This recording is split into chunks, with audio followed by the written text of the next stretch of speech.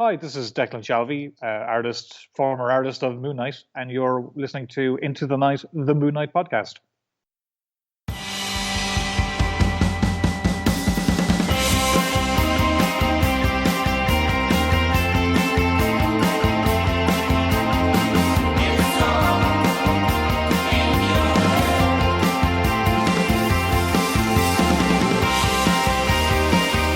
Yes, welcome back, loony listeners. You are listening to Into the Night, the Moon Knight podcast.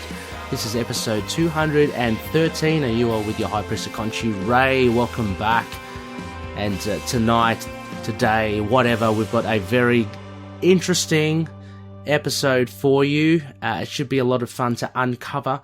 It's thanks to the first quarter moon in the sky. We are at another Khonshus RELICS. And we'll be doing Moon Knight letters pages. As mentioned, I'm your High Priest of Khonshus, Ray, and joining with me, returning at the end of this week, is Josh Geronimo Johnson. Josh, welcome back. Hey, what's going on? It's good to be back. Yeah, very excited by this. We had a nice chat earlier in the week about a bit of a toe-to-toe throwdown between Moon Knight and another character. This week we're doing a bit more, for those that don't know, Khonshus RELICS, basically anything Moon Knight related that isn't his series, so to speak, or anything to do with his TV show or film. So anything else. It could be, we've done in the past games, action figures, stuff like that. We've done Amazon reviews of Moon Knight stuff. So yeah, Khonshus RELICS, it's a nice little broad scope that allows us to talk about Moon Knight in a different capacity. So letters pages should be really fun to do. Can't wait to dive into that. We'll be looking at most of the volumes and looking at reactions to, say around the issue ones, how the series were initially received by the public. Before that, of course, a big thank you to our patroonies, our sponsors, those co-producers and executive producers listed in our show notes. Without you guys, we wouldn't be able to do as much as we are doing. So a huge thank you to you, Josh, as well, and because Josh is a patroonie, but to the other patroonies such as Daniel, Justin, Derek, Wayne, Jordan, James, Russell, and Anthony. Also a big thank you to a shout out to Fringe Night by Daniel Doing, one of the patroonies. It's an original indie comic based on Erie, Pennsylvania's very own mysterious superhero. Also a big shout out to Hello Headphones, empowering gamers to play at their best, and Dreamland Comics from Illinois, the superhero superstore. So here we are looking at letter pages, Josh. This should be interesting. I don't know, have you had a little peruse of some of the letters? Are there any juicy tidbits? Well, unlike some of our reviews we did on our last episode, mostly everything is positive. And I guess because all the letters you get on the page, that's not all the ones they receive. That's just the ones they've decided to print. Yeah. So unless I guess they get a really interesting negative one, we won't see it. So it's going to be more so just, what was the initial reaction, 30, 40 years ago, when a new number one came out, as opposed to this comic made me want to blow my brains out like we got to last time. Look, a little bit of a rib tickle here, Josh. I might as well go for it now. I say this in jest, but any surprise then that maybe the Bendis run didn't have any letters pages? Is that saying something, or I don't know? Well, I think it's more so that I think a lot of people maybe just don't write letters anymore. I'm actually surprised that there are some current comics that still do have them. I know Spider-Man still has them. I know Thor has them. I know some of the Moon Knight, the Bemis run of Moon Knight, which is pretty recent, that had one. Mm-hmm. But I think people, they would rather, if they would just, now that we have social media, they can just complain on there or whatever. They don't need to write. You don't need to write it, even though it's way easier now to put in a letter because all you have to do is email it. Whereas back in the day, for most of these, you had to physically handwrite. And can you imagine having to write a letter by hand on paper with pen, and then folding it up, putting it in an envelope, putting a stamp on it, and putting it in the mail, and then waiting 4 to 6 weeks for them to retrieve it, and then have to wait 3 months to see it in a comic? Could you imagine?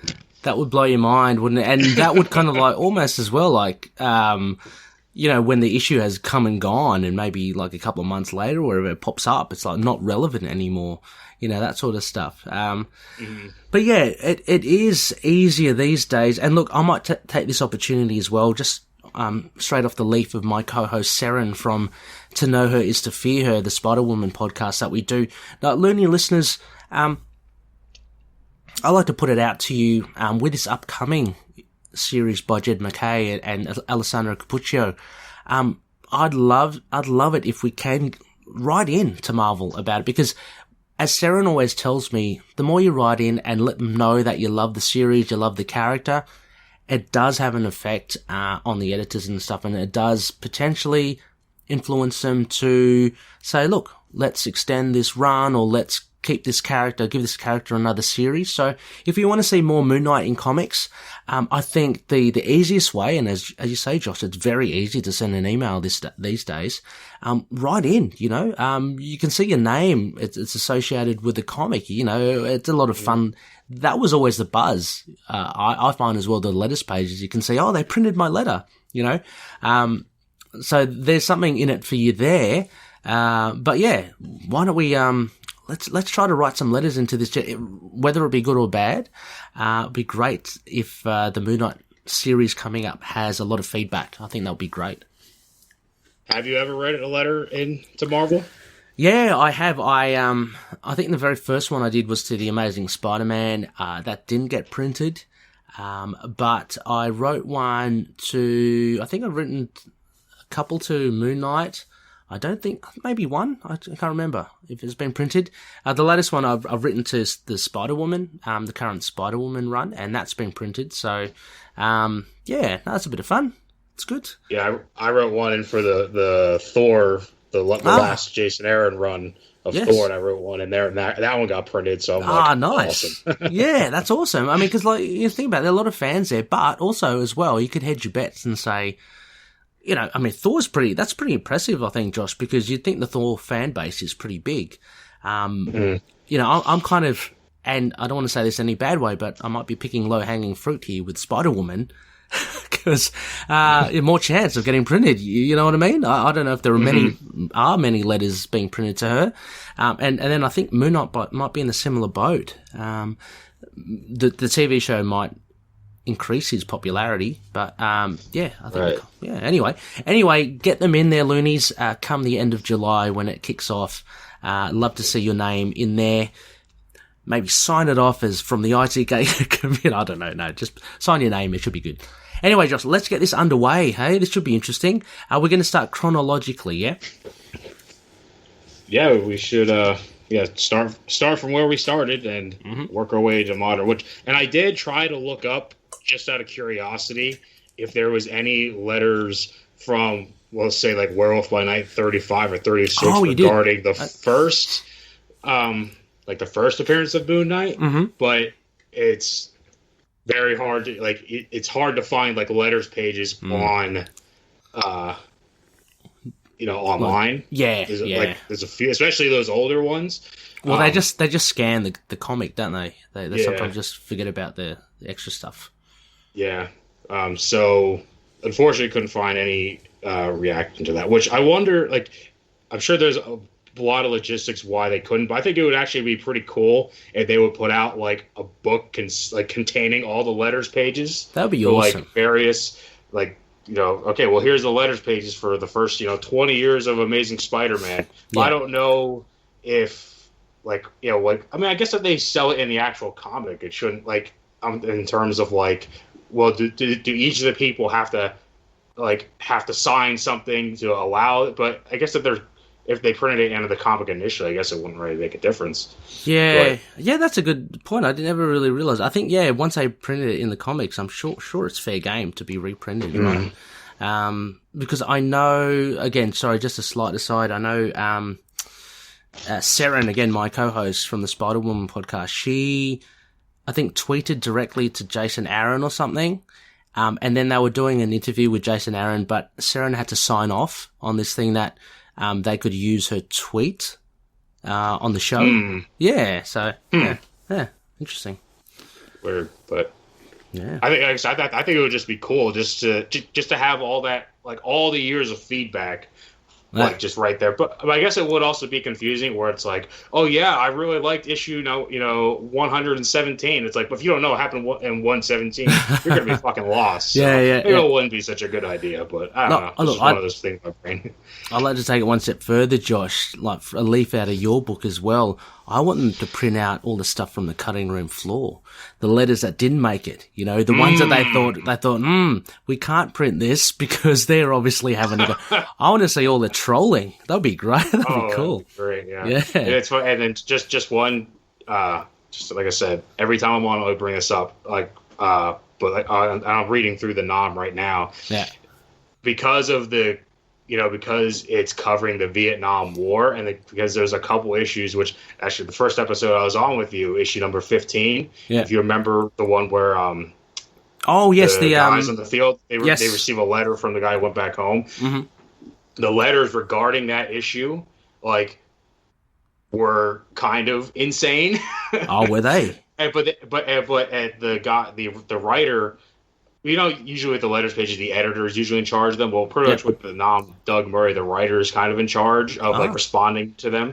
Yeah. And he particularly picked these two, you could say not trolly ones, but very negative ones. Uh-huh. He specifically picked them on there so he could respond back to that, so that person could see the response. Yeah. Everybody else could see the response. So, and that's really the only one I've ever really seen that has really negative kind of reactions on it. Why were they negative? Really, why were they negative about that issue? Was it because of the portrayal of because especially the cover, which of course people see, they just see covers and automatically judge, they don't read it. Uh-huh. But because of they portrayed the hippies looking at the soldier in a bad fashion, it's a bad thing that these people are against it. And actually, if you want to hear about that, there's actually a video on YouTube of a guy who basically reads through that, reads through both of them, and then reads Doug's response. And it's so if you're interested in that, you can actually.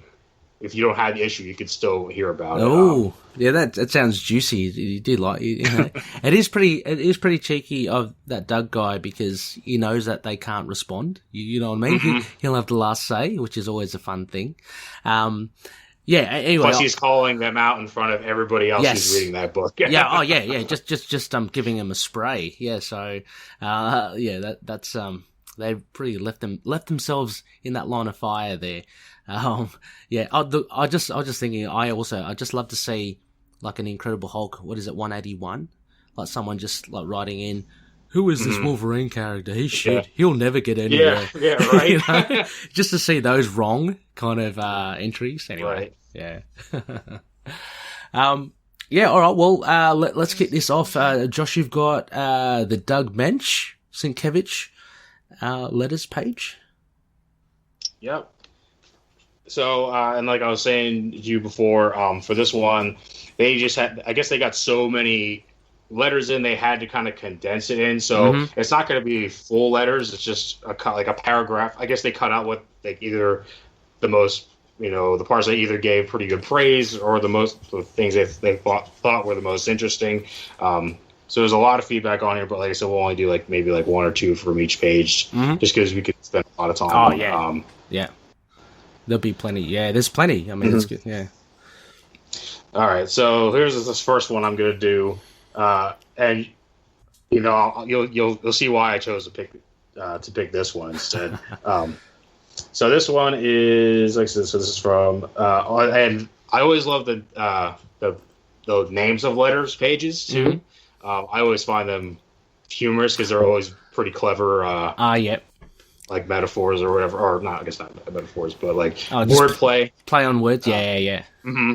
One of my favorite ones, some of my favorite. Some of them are kind of generic, where it's Avengers is Avengers Assemble. It's really picked. It's Amazing Spider Mail. It's come on, but some of the other ones are it's I think Printed Circuits was Iron Man's one. Let's Rap with Cap was one of my favorites. Oh God. I think the Hulk's was Going Green. Oh yeah. Thor's was the Hammer Strikes. I always like it. So Actually, I'll just speak because usually what they'll do is they'll ask like the readers, "Oh, do you have any ideas for the letters page name?" Oh yeah, and I'll read this one just real quick. So this one says, "Permission to speak freely, fellas. Thank you. I've seen other heroes come and go, but Moon Knight has got to be your biggest winner in ages.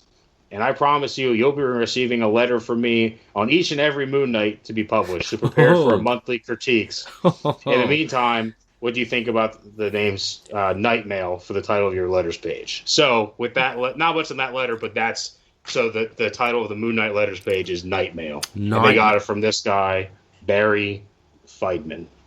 Barry Feidman. Well done, Barry. For Night Mail, I'm assuming with a K, of course. Yeah. Yeah, nice. Well, nice little origin, because we do know that there have been a few, like we lift from our feedback in the show Night Lions, which I know is from the Mark Spector Moon Knight run, and Jeff Lemire's run, we have used Mooney Missives as well, which is, so they're nice little play on words. Oh, I can't wait till we get to the Houston one. Maybe we'll use that for something. We'll get to it. Okay.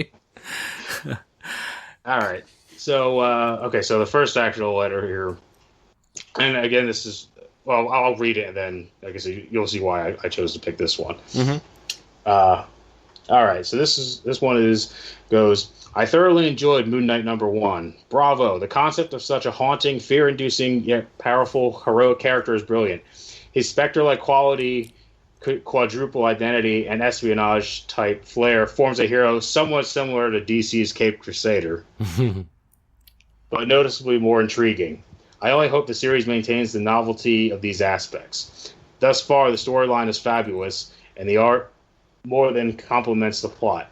Mensch is a writer of the highest quality, and Sienkiewicz's art is second only to Adams. Together, they're the definitive team for this series." Ugh. So even back then, like in the first issue, they're already making those, those comparisons. Comparisons, yeah, absolutely. But I like the little bit. But do you say even more so or better? So comparison to the Cape Crusader. So no, that's interesting. Yeah. And of course a call out to the what we now know is a classic team up of Mensch and Sienkiewicz as well. The art and the writing. Little did they know that. Looking back now, it's seen as one of the best and best teams. All right, and then I just have one more yet for this one, and then I guess we can move on to the next one. All right. So this one goes, "This is probably one of the strangest first issues to appear in a long time. You've come up with an origin for someone who I never suspected of having one, unless you count gaining certain abilities from a werewolf bite. You've given the supporting characters some background as well, and you parlayed it all into a decent story. I guess in your final analysis, what you've really done is given yourself a good solid start here. No bombastic fireworks like most first issues, but a real start. Make the best of it. I'll be there in there reading." And that's from Brad Kefava. That's very very upstanding kind of letter. Very supportive. Make the best of it. Well done, Marvel, for doing your job. Doing your job, and yeah. Let's hope it continues. No, really good.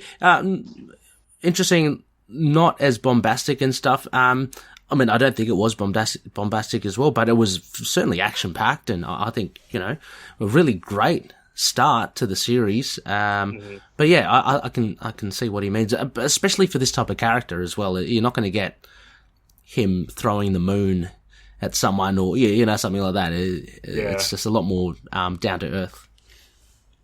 And but it is like he's saying, it's like, this is like the strangest issues or first issues, but it's like a lot of first issues kind of start that way, especially with like a newer character or like a character getting like their first solo. It's like you see their origin and whatever first, like in like the first half, and then the second half is them taking on a bad guy. So it's like I don't really see what makes that strange. Yeah, true, exactly. Yeah, well, yeah, that is true. Look, I did see that that kind of division between the two in that issue 1. It was quite, to me, it seemed quite definite. So I can kind of see where he's coming from in that regards. But yeah, you're right. Yep. I mean, you definitely get the origins, but then it's intertwined with the battle. But to me, it seemed like almost that first origin story concluded, and then it kind of kicked off again. Yeah, I guess you're right, because I guess like the ending of the one at the beginning of the other is like after they get out of Egypt or whatever, and then it's that classic panel. It's like one of my favorite panels in comics where it shows Mark Spector as the mercenary, Stephen Grant with Marlene, and then Jake Locke as the cabbie, all kind of standing next to each other, and then you have Moon Knight kind of in that heroic pose. Yeah. And that's like this, like everything you read before leads to this, and this is where we're starting at for the second part of the story. So I guess I kind of get where he's coming from. Yeah, cool. So no, really good, nice selection there from the first volume. Very polite, very positive. I like it. Yeah, like I said, that's the thing with most of these letters. Majority of it is positive. Like I said, I don't think we're gonna get really any any crazy things. But like I said, it's just funny just to see people's, initial reactions to when, new runs come out, because like I said, now in a day and age where it's like we can put our feedback instantly, where it's like back then, you had, if you really liked it, or if you really hated it, you actually had to send it physically. Send it in. Yeah, I had the impression as well, maybe it was in the 90s, maybe I'm wrong, but like more recent letters pages do print the odd, one against the grain. So it is possible, but yeah, I think most of this era, the early 80s and such, I think you'll just get really kind of really positive, good ones. Right. Yeah. All right, so I guess we're going to move on to the second one. So this is going to be the Fist of Khonshu, Moon Knight run. This is going to be issue number 4. And I guess for people who kind of don't know, like, how the letters pages work, generally, because of the time it takes, when the one issue comes out, they're already printing, number 3, because they're always working in advance. So whatever kind of letters you write regarding issue number 1 would generally appear in issues, 4 or 5. So that's why there's always like a big delay. And even with the newer ones too, because that's just how it is. So if you don't read the letters page for, number 5 and expect it to be for issue number 4. It's always going to be months behind. Yeah. So that's why majority of the issues we're referencing, or that we're like physically looking at, is going to be either like 3, 4, 5. That's basically going to be it. So. All right. So they continue using Night Mail as the name for this letters page in this run also. All right. So, oh crap! What was it? Okay, so here's one. This goes, Dear Denny. Denny O'Neil was the editor at the time for this one. Why did you see fit to alter Moon Knight's costume? The new gold bands only decrease the effectiveness of the jet and silver coloring. In his old costume, he possessed an eerie quality and the ability to blend in with the darkness around him. How will he be able to lurk in the darkness without being discovered because of the light glistening off the gold? The ankh on his chest doesn't bother me, but I'd much rather see him throwing crescent darts than magic boomerangs. And that's from Donnie Schick. Yeah, maybe the precursor to Moon Knight, I Want You to See Me Coming. Maybe that's why he's wearing the bling. You never know. Yeah. But yeah, I would imagine that had brought up a lot of flack. Anything that was a distinct change from, the character that you're used to would definitely kind of raise some eyebrows in some fans. But yeah, I think your thoughts on the costume, Josh, not the best? Yeah, I mean, I like it, but I guess I only like it because of the context of, like, that's the only run he also has superpowers in. So it kind of just defines that. And plus, it's like the mid-'80s, and really around this time, that's sort of when all of the characters sort of got their costume changes. Yeah. So it kind of makes sense, even though Moon Knight only been around for I mean, at this point, it would have been not even 10 years. So, it's a little early on, but like it would kind of make sense because like you see, pick up Moon Knight, and instead of being the all white, he has the golden stuff on it. And just like Iron Man changes to the Silver Centurion armor. Yeah. Captain America it now becomes the Captain, and he has the black suit on, and then Spider-Man gets the Venom symbiote. Yeah. So it kind of makes sense of what they were doing. Yeah. With Marvel in general. Absolutely, and I think especially with that run, Fist of Khonshu. I mean, although there is a underlying kind of Egyptian quality to all of them, very much so it was with the Fist of Khonshu, with the High Priest, and there being that distinct connection that Moon Knight has with those ancient Egyptians. So, with all those relics like the boomerang, the Ankh, and all that, it kind of does tie into Egypt a bit more. Yeah, and it was I guess a creative decision. Just give it a go. Why not? Mm-hmm. Yeah. But all right, and I just have one more here, and maybe this one may fall into the trap of kind of what we talked about before. This one, and they kind of acknowledge it because. So this is the last letter on this page, and there's a kind of there's a wacky one that I don't even want to do because I don't even know what it's trying to say. But the response is, is this letters page getting out of hand? Have we totally lost control? Oh. And then this is the next one. This is the last one. It says, Dear Denny, guess who just went from being a latter-day Batman to being a latter-day Green Lantern? Only kidding, only kidding. Hey, Denny, put down that golden Ankh. Don't throw it. Ha! Missed me. Uh-oh. Not the ivory boomerang. Help! Boy, some people just can't take a joke. Oh no, Alan. Not the scarab darts. Chris, put down that bullet. Help me, shooter. Yeah! Wow. Edward Cheney. So, wow. I don't know what to make of that. I think there's obviously a bit of a piss take. But yeah, maybe making light of the fact not happy with the change. I guess, yeah. I don't know. It's just, but then part of my brain also thinks like, what would possess you to like write a letter like that?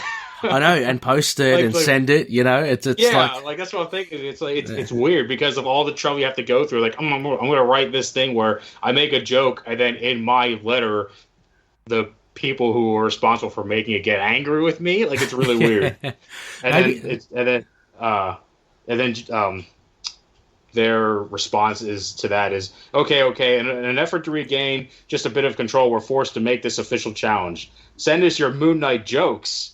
The best ones will be printed here, and maybe they'll even win a prize or not. And if there is no prize, would that be a no prize? Okay. Well, they made light of it. That's pretty good. Yeah, it's a strange one. I don't know what possessed the guy. Maybe he thought that doing that would give him a greater chance to have it printed. That's all I can think of. Let's it's insane, yeah. Yeah, let's put something totally left of field, and hopefully I can get it printed. But he got a response from them, and he got like a. Albeit I don't know how serious they were about receiving the jokes in. So yeah. Now I'm curious. Now I want to go and look and see if there are any Moon Knight jokes. And that should be there's a challenge for the Moon Knight group. Put in some Moon Knight jokes. Oh yeah, what for the upcoming series? Well, just in general, like jokes. Oh, you mean jokes on our page? Yeah. Wow. Yeah. Okay. Yeah, for sure. That'll be our next episode. Put in Moon Knight jokes, and we'll react to them, even though I've read them beforehand. Yeah, and we'll only accept one with a reference to Dracula, because we know that's probably one of the biggest ones out there. So if you just post that meme, you're kicked out of the group. Exactly. There's got to be more than Dracula and ketamine, I'm sure. Yeah. No Moon Knight core. Yeah, no, because I mean, for sure, they're dead funny, so they're really good as well. But they're the obvious go-tos. But yeah, if you got any other ones, let us know. That's pretty much all the good ones on this letters page. A lot of them just happy that there's a new number one. Yep. Or a new Moon Knight series. So again, that was Night Mail, was it? That was called Night Mail as well. Okay, cool. And that was from the Fist of Khonshu.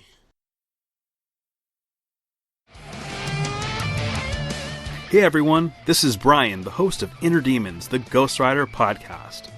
And since 2017, Inner Demons has been the best place on the web for news, reviews, and regular discussion with our listeners about Marvel's Spirit of Vengeance, Ghost Rider. You can find us on Stitcher, Google Podcasts, Apple Podcasts, and many other podcast catchers, as well as on Twitter at InnerDemonsGR. Remember, listening to your inner demons is not always a bad thing. Ride on.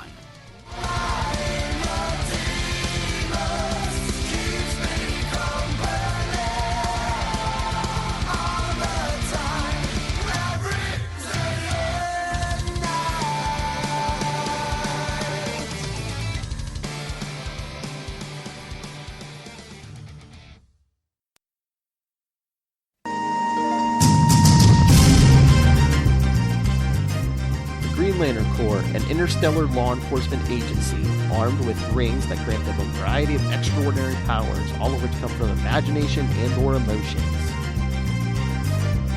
Their names are many and famous, including Alan Scott, Hal Jordan, Guy Gardner, Jon Stewart, Kyle Rayner, Simon Baz, Jessica Cruz, and Sojourner Mullen. If you're a fan of the Green Lanterns, please come join me and my co-hosts every week on the Capes and Lunatics Sidekicks podcast for Sector 2814, the Green Lantern podcast.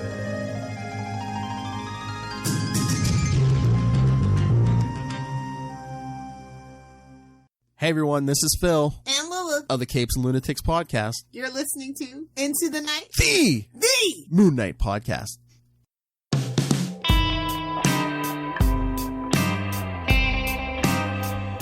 Cool. Shall we go to Mark Spector Moon Knight then? I've got this here. Alright. Yep. So this was the next, I guess, official Moon Knight thing. If you look at the wiki, it's seen as a volume 1 because it's a different title, obviously, Mark Spector Moon Knight. The longest running Moon Knight series went up to 60, but again, that's more of a sign of the times, I think, than having any bearing on, I guess, the success. I mean, it's a pretty mixed series. So this, they call this Nightlines, is what we kind of lifted our feedback kind of section on as well. So again, Nightlines with a K. And anyway, yeah, so looking at, I'm lifting this off issue 3, as Josh said, it comes a bit later. And these letters are mainly on issue 1. I thought I'd start off with this one, Josh, because it actually ties in with Fist of Khonshu, and I'd like to get your thoughts as well. It'd be pretty cool. So this one's from Bill Ray, and he says, "Dear Mr. Dixon and Mr. Velluto, Sal Velluto, the great artist, I am possibly the #1 fan of Moon Knight." He probably was back in the day. You never know. There probably weren't that many. I have been hoping for this day ever since Fist of Khonshu was cancelled. His short term with the West Coast Avengers quenched my thirst for the Warrior in jet and white, but didn't quite satisfy it. But now Mark Spector is finally back in solo work. Very well written. I like the technical information and the way it was presented. The look of the book is quite good, but Mark doesn't look quite right. The way that Bushman looks is perfect. I am highly impressed. Just one question though. Marlene left Mark for her ex-husband Eric in Fist of Khonshu 3. What happened? Why is she back? Now that's a good question, Josh. Do you remember that? I remember that distinctly as well. Yeah, I remember her leaving and that she wasn't in the last 3 issues, but I don't remember much after that. I think maybe just a plot point, just forgotten. Yeah. And just like, let's just forget about it and bring her back. It could have led somewhere, I reckon, with that, who was Alan Zelenet's run from Fist of Khonshu. That would have been quite interesting, having a third factor in there, in Eric. Maybe potential Mark vying for Marlene's love back. But having said that, he's always vying for her love back, isn't he? I mean, regardless of whether she's always kind of threatening to leave, in the subsequent series. So, very interesting there. They respond, Carl Potts, I guess, is the editor. And it says, apparently things didn't work out for Marlene and Eric, Bill. Easy answer. We'll be finding out more about that in upcoming issues, though. So I can't recall in Mark Spector Moon Knight if they go back into Marlene and Eric's relationship. So, I don't know. Does that ring a bell? Trying to think. I don't know. I don't think so. I don't think so as well. I mean, Marlene had a really cool. She had a really good, I guess, run in the early components at least. And Mark Spector, like, she was kick-ass here. I remember her going to Bosco Verde and everything. She was pretty good. Not just relegated again. The ongoing joke of her just being in the bedroom. But yeah, I can't remember her with Eric. Her Maybe. Husband. I'm trying to think. I know there is something where like the mansion got like attacked, and for some reason, maybe he was there, not involved, but maybe he just happened to be there when something happened. But I can't really remember. It's been a while. Okay, that could be Blood Brothers. Didn't that, or was it the Hobgoblin attacked? Okay. Yeah, that mansion. I think that's way later. Yeah. Anyway, no, I thought that would be good because he is the number one fan. I mean, he does remember Fist of Khonshu and he does tie that in. So I like how these fans are, keeping the editors and the writers on their toes. They're remembering details. The other one, the last one I do is a little short one. It's from Bud. I picked it because he's signed off as Bud Moon Worshipper Bond. I love it, giving himself a nickname there. He could fit right well into ITK. Dear Moonies, he said, at last, Moon Knight is back, and in the old costume to boot. So I guess he wasn't a fan of Fist of Khonshu as well. Marlene is back too, and so is Frenchie. Thank you. I love the return of Bushman. Oh, sorry, General Bushman. Hey, for a letter page title, how would Lunar Letters or the Pen of Khonshu be? How about it? Hey, I got it. How about New Moon? There we go. So I included that because he gave some suggestions, none of which kind of were picked up by Marvel, but well done. Response, thanks for all the suggestions, Bud. As you can see, we've decided to go with Nightlines as a title of Moon Knight's letters page. Besides, half of those titles are from upcoming stories. Oh, okay. I don't know. Yeah, I know the New Moon is the name of I think it's the next issue, number 4. With, okay. Because of Midnight coming on, I think. Right. I think that's where he shows up. Or is it? But I know it's one of the Midnight issues is using New Moon. Okay, well, that's probably what Carl was really referring to. I'm not sure if there is a storyline called Pen of Khonshu, but so he's definitely probably talking about New Moon. But yeah, I mean, those two, I thought, I mean, they're generally, again, very positive for Mark Spector and Moon Knight 1, and a few references to Fist of Khonshu. So there are a lot of people happy with the return to this kind of look of Moon Knight, a bit more of the classic look than from the Fist of Khonshu. But in a way, these are sort of reflecting kind of our kind of thoughts now, because now we're sort of in this, ending shortly, we're in this flux where Moon Knight doesn't have his own series, but he's appearing in other series. So if you want to, as Bill Ray put it, if you want to quench your thirst, you can read those other titles just to see what's going on. But what you really like is his own title, and that's where we're at. So, but that's getting the new title this month. I mean, like, I know you and I, Josh, both enjoyed the Moon Knight from the West Coast Avengers. It's interesting. Again, it must be like a different thing to be living in that time, and as you say, having the West Coast Avengers be like a stopgap between series. Like, because we read it, amongst, the past series of Moon Knight. Whereas back in the day, that's kind of all they had for those months or whatever until the new series came. So yeah, interesting to kind of see it from that perspective. Well, that's kind of how, last year with the whole Age of Khonshu, that's kind of basically what that was. Yep. So exactly. Gotta take it what you can get. Yeah, for sure. I mean, for sure. Absolutely. No, I guess what I was hedging was because I really like the West Coast Avengers Moon Knight appearance. Not so much the Age of Khonshu. I guess that's the big difference. Well, actually, I still haven't actually read the whole of Age of Khonshu, but I've heard it's worth reading. Yeah, I'll have to pick up just the trade paperback of it just to read all, because I think I only have the second issue because I took Avengers off my pull list, but I'm like, I'll just go and I'll just get it. I'll go when it comes out. The day it comes out, I'll go to the comic store and get it. Yeah. And every time, except for that one time, they didn't have it. So I'll just buy the trade paperback of it. Yeah, it's cheaper that way. Yeah, I didn't bother getting the floppies. I'm just happy. I'll get the trade paperback as well. Yeah, it's not. Yeah. Not floppy worthy. Anyway, so that wraps up Mark Spector Moon Knight. Josh, what do we got next? We'll have the Houston run next. Houston, yeah. So just bearing in mind, I had a quick look at High Strangers. No letters. The small minis don't really have the letters pages there, and that's it. Then I think those two minis, Resurrection War and High Strangers, were in between Mark Spector and I think then that is Houston run following. Mm-hmm. Mm-hmm. So, all right. So this is going to be issue 3 of the Houston run, and I won't say what the name is because I'm going to read out the title that recommends the name. Okay. So, Dear Moon Knight team, you need a letters column title? With a book this intense, I mean, you just ripped Bushman's face off. It can't be anything other than Bark at the Moon.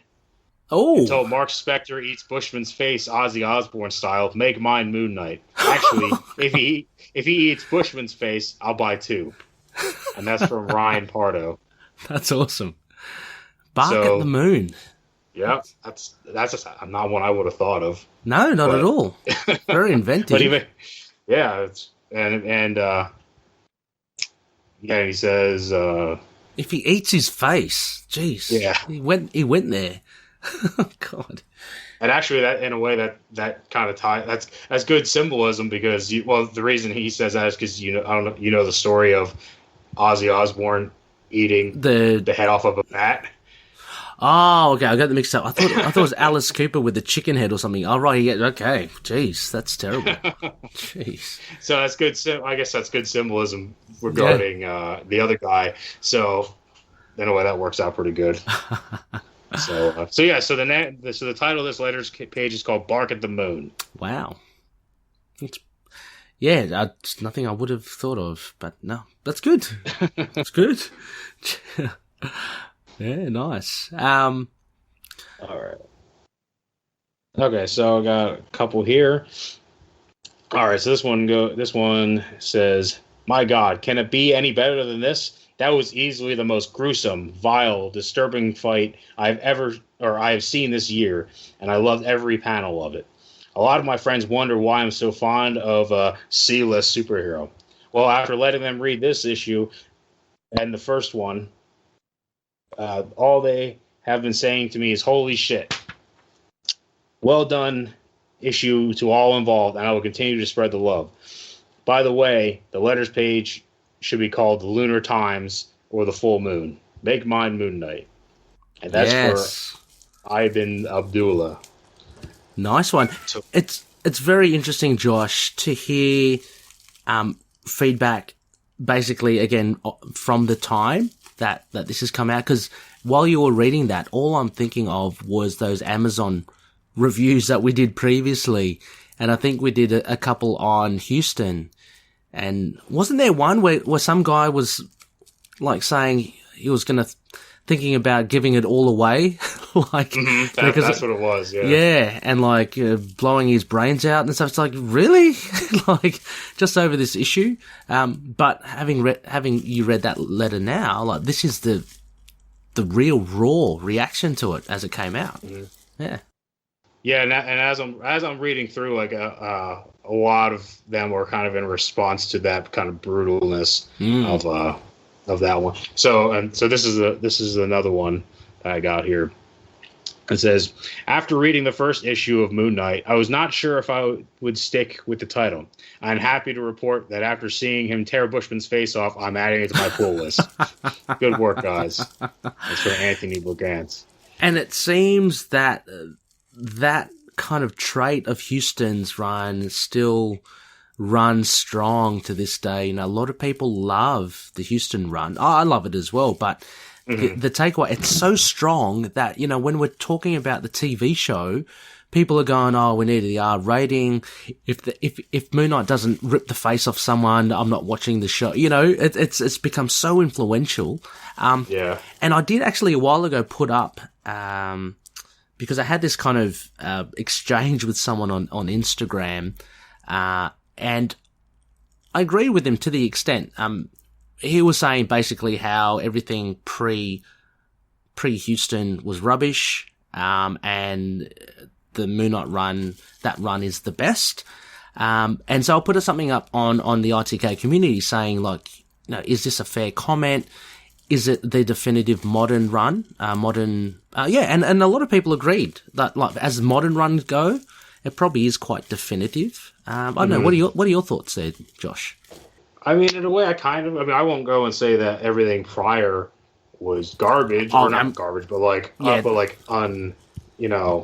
this isn't worth reading, because I like the older stuff better. Oh, like, yeah, that's what with Moon Knight, just with everything. Yeah, I mean, that's what I took kind of umbrage with, so to speak, when he said that. So we but how about the take on this being the definitive modern run? I guess I would say kind of, yeah, because it is kind of like it's the most straightforward. Yep. Where the other ones, like the Ellis run, I mean, it's obvious, it's fantastic.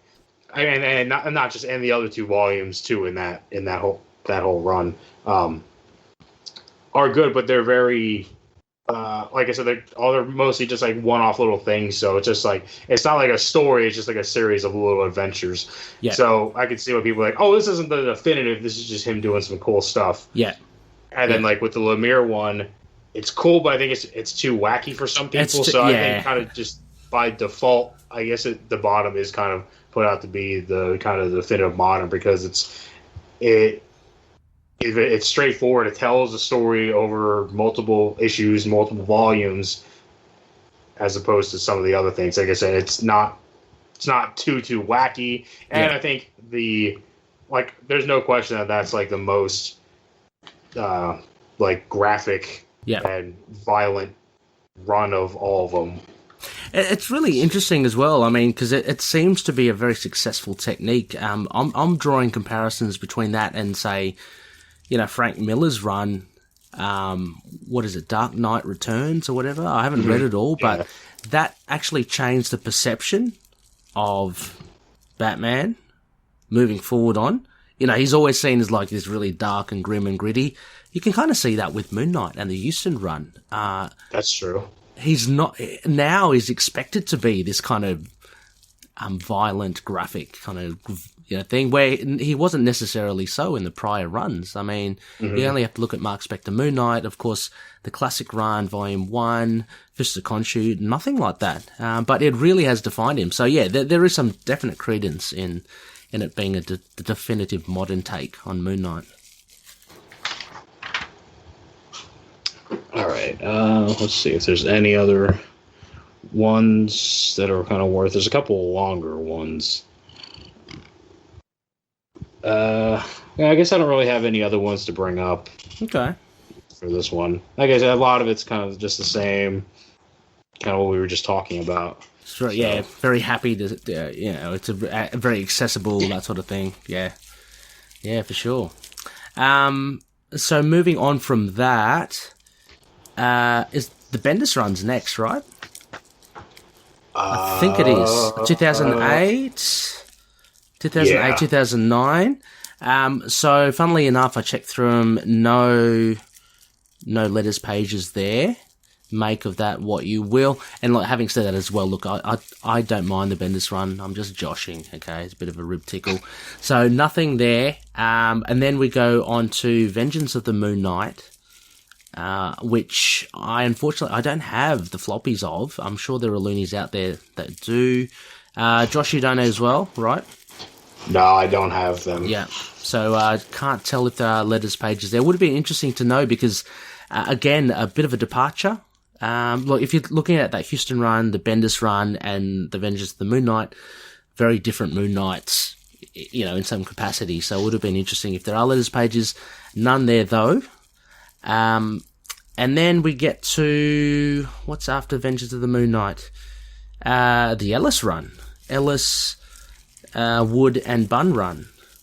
Nothing there as well. I've checked. Look, I haven't checked every issue. I went to like the first 5 issues, or actually the Ellis run. There were no letters there. I jumped to issue 17, the last run of that, what you perceive as that series. No letters there. So nothing there, which is a shame, which is funny because Marvel now, I thought they would have really started putting a lot of letters in, but maybe they didn't get it for Moon Knight. So nothing there as well. Then we get on to the Lemire run. Sorry. So, and I've got some here. Had to go to Moon Knight issue 4 for the Lemire run. So a couple of juicy pages here. 2 pages worth of letters. It seems to be talking, like, I'm just flicking through now quickly. There's no reference to issue 1. So it seems to be just like general feedback on the series as a whole. So let me see. I haven't read through these, so I'm just gonna I'll pick a couple. Let's see. Hang on.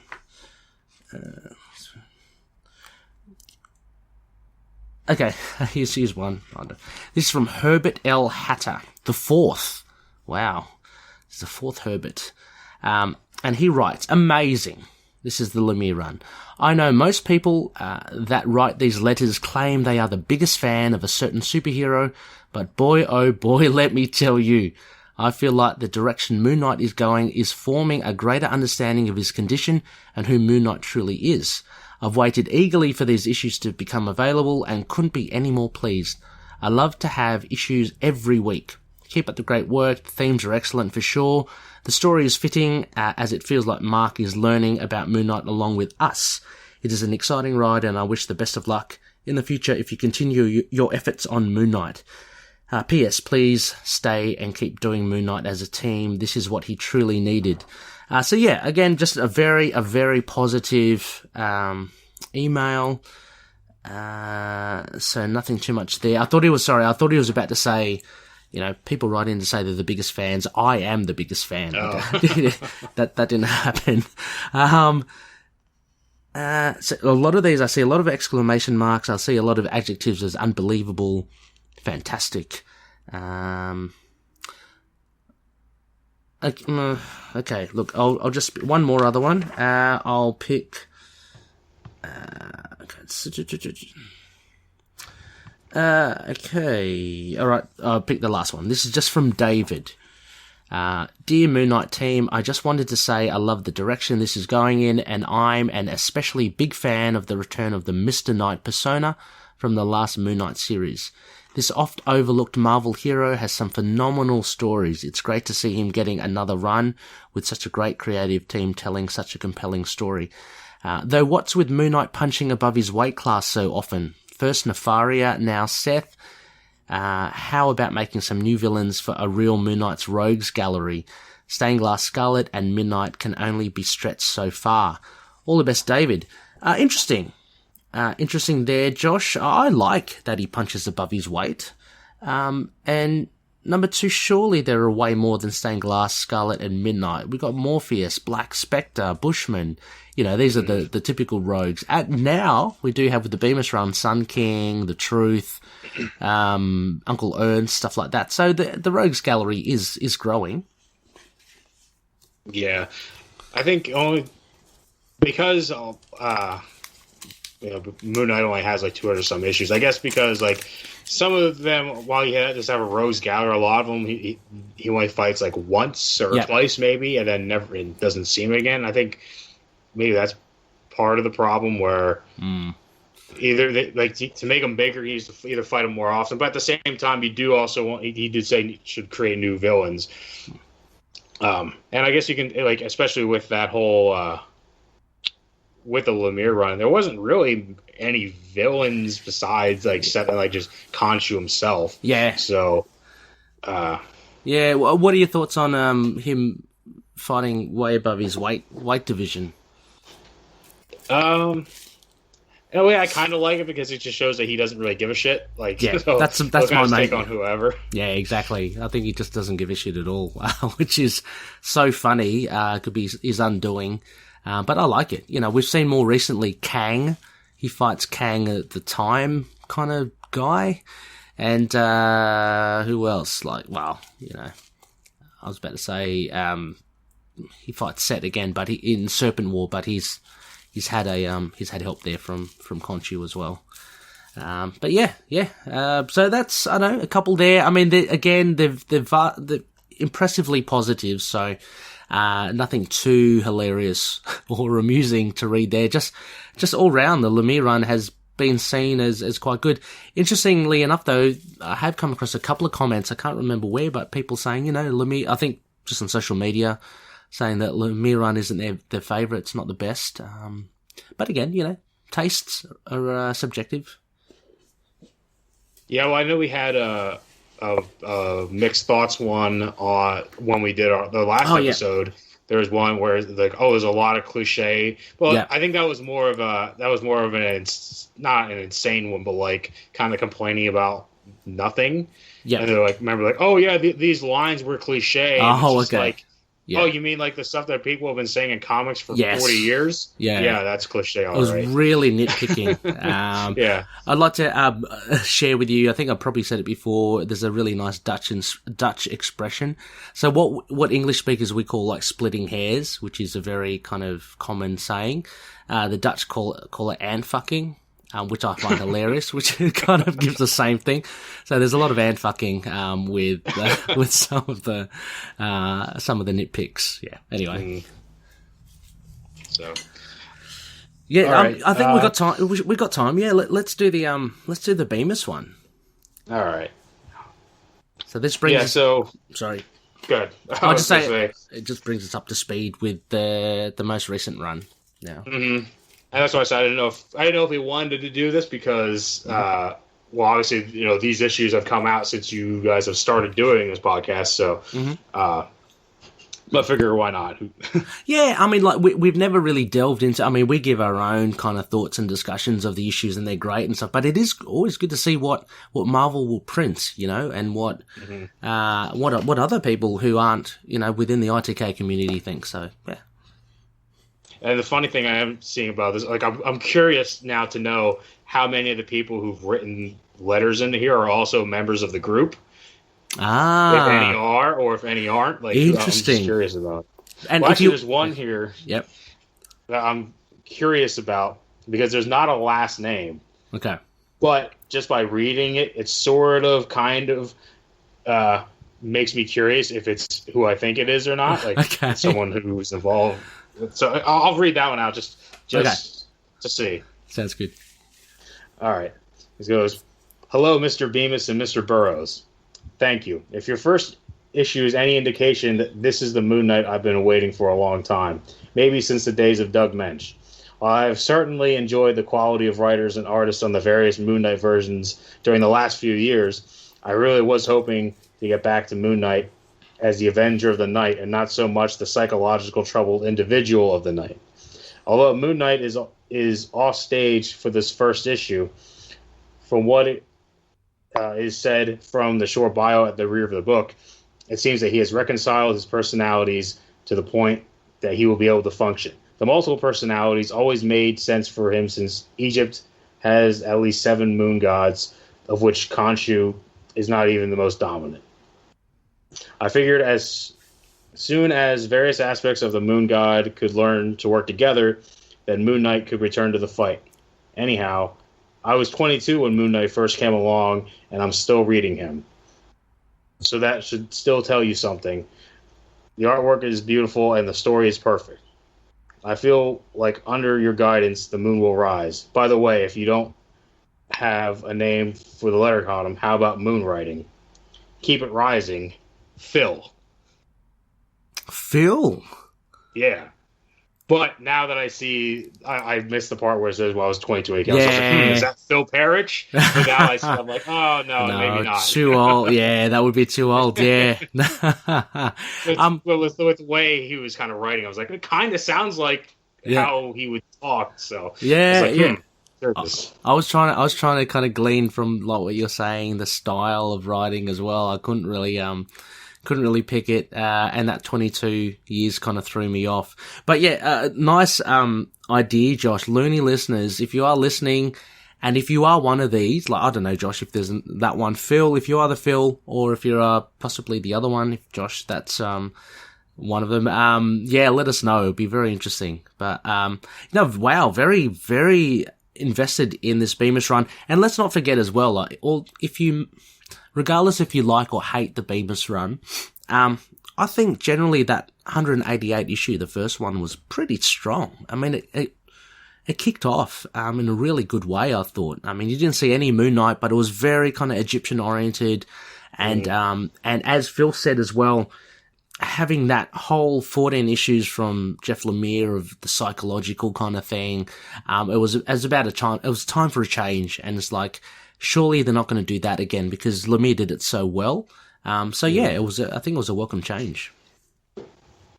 Yeah, and also, and now that I think about it, like, that first issue is very much, again, it's like a setup issue, but I can almost kind of compare it to, like, a lot of, like, the first episodes you've been getting with, like, the Disney Plus shows. Yeah. They're all very set-up-y episodes, and that's kind of how that 188 is, too. Yeah, there's no Moon Knight in it. No. But he's referenced and talked about a lot. Yes. But it also introduces Sun King and gets... introduces him and gets his story going. And it has that really great ending bit with a very horror-filled bit where he burns and immolates Dr. Emmett. I mean, that was such a shocking ending, I thought, to that first issue. Was great. Yeah, I think I'm one of the people who I actually, at least that Crazy Runs in the Family arc, I really like that whole arc. I think it could have been, like, expanded maybe one or two issues, but I really dig that whole arc. The later part of the Bemis run, I'm like, I don't really dig it as much. But that first arc, I really like. Yeah, the first arc was great, I thought. Yeah. Oh, no, I have different views about that Power of Crazy. But anyway. Yeah, that is a little odd. But all right, I'll just have one more here yet, and then, cool. Then we can wrap it up. All right. So this one goes, so I just finished Moon Knight 188, and I had to write in. I've been a fan of Moon Knight forever now, and I have read every single issue since 1980, so I was really looking forward to this, but also very scared as you never want your favorite hero to get a bad run. But oh boy, am I happy. I'm blown away with this issue. It was everything I wanted and more. It was in-depth, powerful, weird, and very, very crazy, which is just how we like it.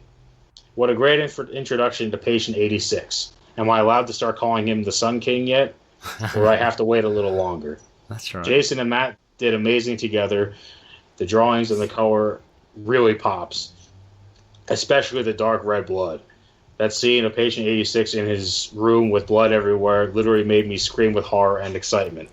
Lastly, I just want to say thank you, Max, for bringing such a new and exciting character to us fans and a fresh take on Moon Knight. And from the bottom of my heart, I cannot wait to read more. I guess you could say I'm over the moon. Sincerely, your crazy friend from across the pond, Azim. Oh, across the pond, Azim. Cool. Again, so Azim, if you're part of this community, please let us know. Across the pond. Anyway. Cool. That was good. A lot of stuff I agree with, especially when he's saying about the art with Jason Rose and Matt Lopez.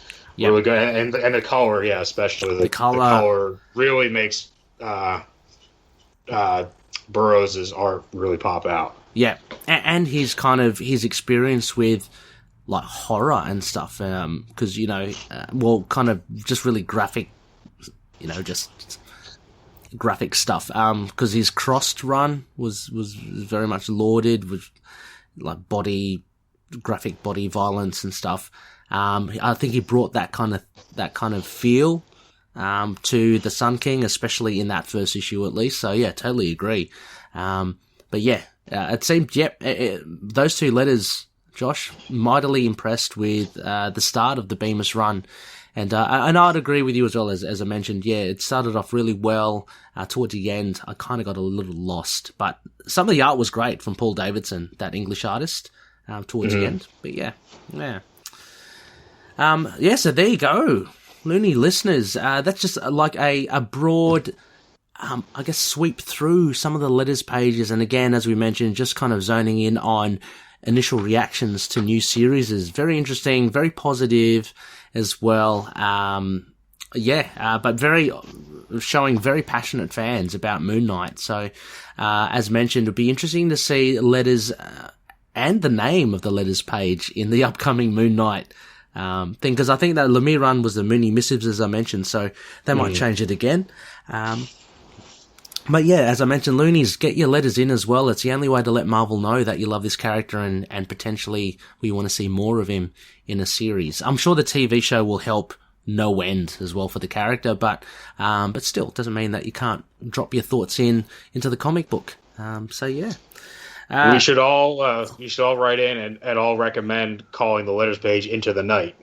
Oh yeah, that'll be so cool. Oh man, yeah, do that. That's a great idea, Josh. Jeez.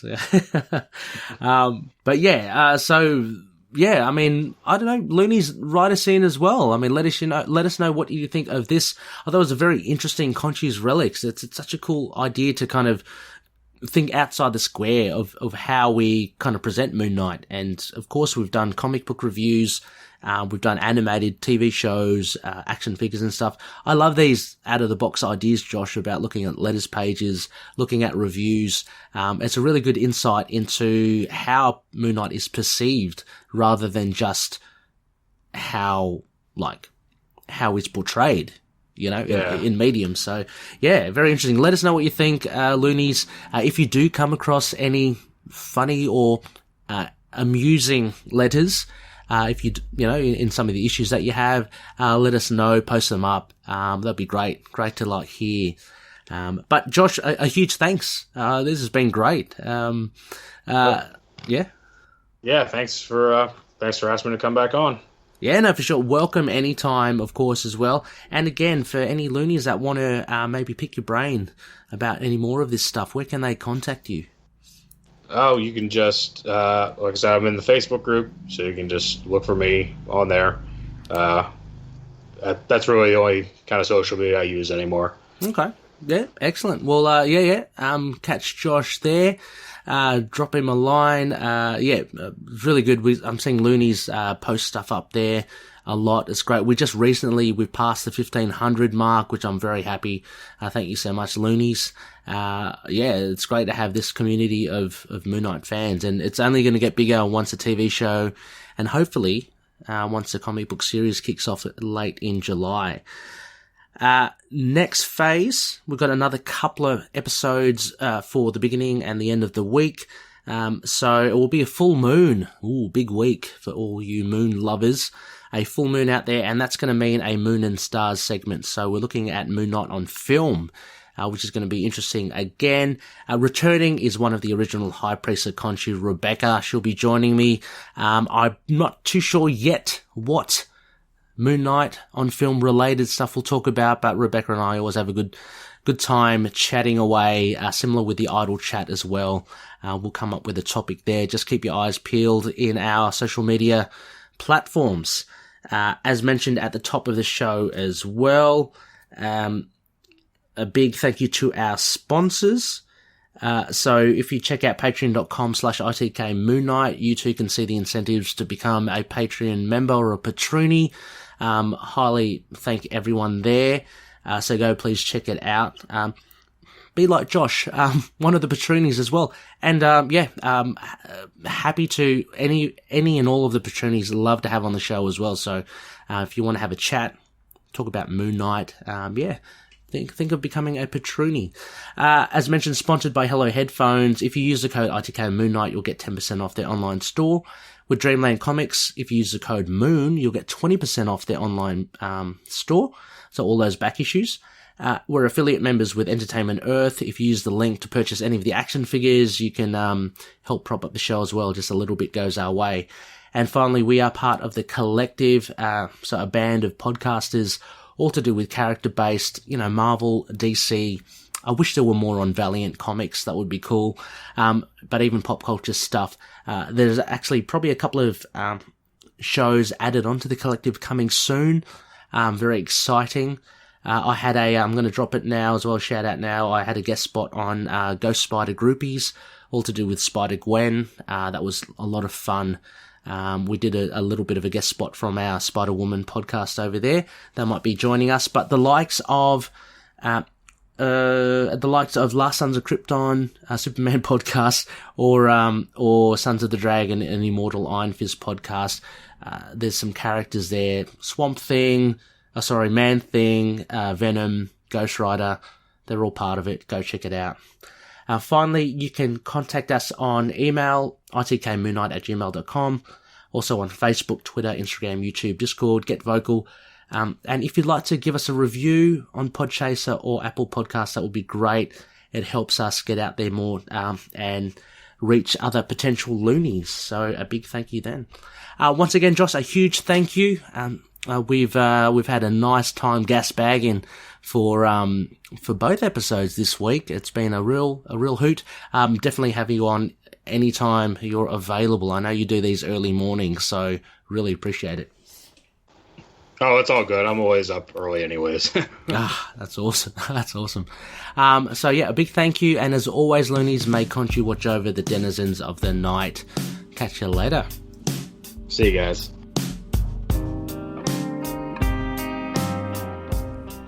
Moon Knight and affiliated characters, stories and events are properties of Marvel Characters Incorporated.